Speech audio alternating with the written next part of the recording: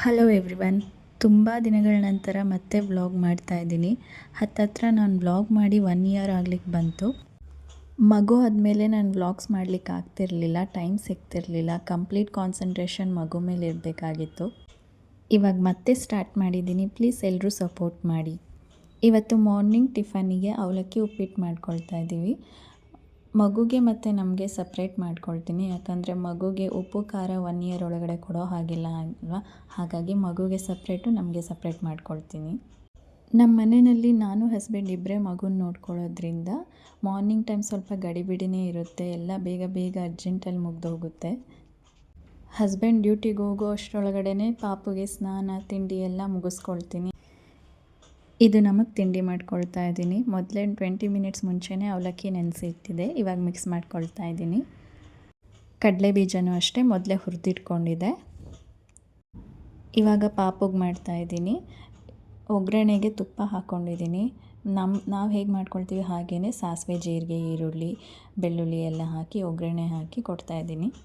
ಪಾಪುಗೆ ಸ್ನಾನ ಮಾಡಿ ಮಲಗಿಸಾದ್ಮೇಲೆ ನಾನು ದೇವ್ರ ಪೂಜೆ ಮಾಡ್ಕೊಳ್ತೀನಿ. ನಾನು ತಿಂಡಿ ಮಾಡಿ ಮನೆ ಕೆಲಸ ಮುಗಿಸೋ ಅಷ್ಟರಲ್ಲಿ ಪಾಪುನು ಎದ್ದೇಳ್ತಾನೆ. ನೋಡಿ, ಇಲ್ಲಿ ಇಷ್ಟೊಂದು ಆಟ ಸಾಮಾನಿದ್ರೂ ಅದು ಯಾವುದನ್ನೂ ಮುಟ್ಟಲ್ಲ, ಒಂದೇ ಬೇರೆ ಆಟ ಆಗಿರುತ್ತೆ. ಇವತ್ತು ಪಾಪುಗೆ 9 ಮಂತ್ ವ್ಯಾಕ್ಸಿನೇಷನ್ ಇದೆ. ಸೊ ಅದಕ್ಕೆ ರೆಡಿ ಮಾಡ್ತಾ ಇದ್ದೀನಿ. ರೆಡಿ ಮಾಡೋದೇ ಒಂದು ದೊಡ್ಡ ಕೆಲಸ ಆಗೋಗಿರುತ್ತೆ. ಮಕ್ಕಳೇ ಹಾಗೆ ಅನಿಸುತ್ತೆ. ಒಂದು ಕಡೆ ಕೂರಲ್ಲ, ಒಂದು ಕಡೆ ನಿಲ್ಲಲ್ಲ. ನಮ್ಗೆ ಅವ್ರನ್ನ ಹಿಡ್ದೆ ಸಾಕಾಗೋಗಿರುತ್ತೆ. ಆದರೂ ಏನೋ ಒಂಥರ ಖುಷಿ ಇರುತ್ತೆ, ಯಾಕಂದರೆ ಈ ಥರ ಲೈಫ್ ಮತ್ತೆ ಮುಂದೆ ಸಿಗಲ್ಲ ಅಲ್ಲ. ಸೊ ಇರುವಾಗ ಎಂಜಾಯ್ ಮಾಡ್ಕೊಬೇಕು ಅನಿಸುತ್ತೆ.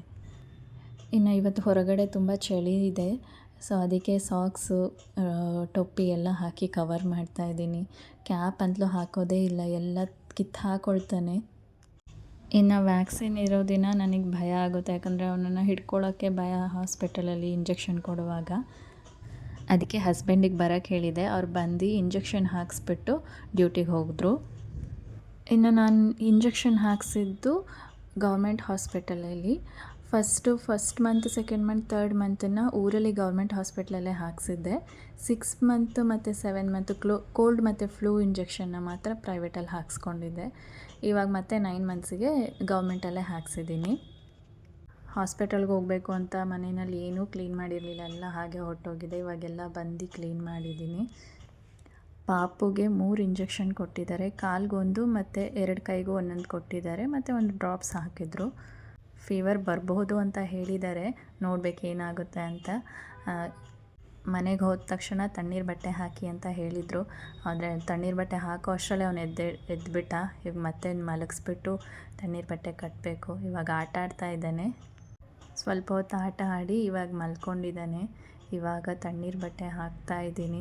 ನೋಡೋಣ ಪೇಯ್ನ್ ಹಾಗೆ ಇರುತ್ತಾ ಇಲ್ಲ ವಾಸಿ ಆಗುತ್ತಾ, ಫೀವರ್ ಬರುತ್ತಾ ಇನ್ನೂ ನೋಡಬೇಕು. ಫಸ್ಟ್ ಮಂತಲ್ಲಿ ಫೀವರ್ ಬಂದಿರಲಿಲ್ಲ, 3rd ಮಂತಿಗೆ ಫೀವರ್ ಬಂದಿತ್ತು.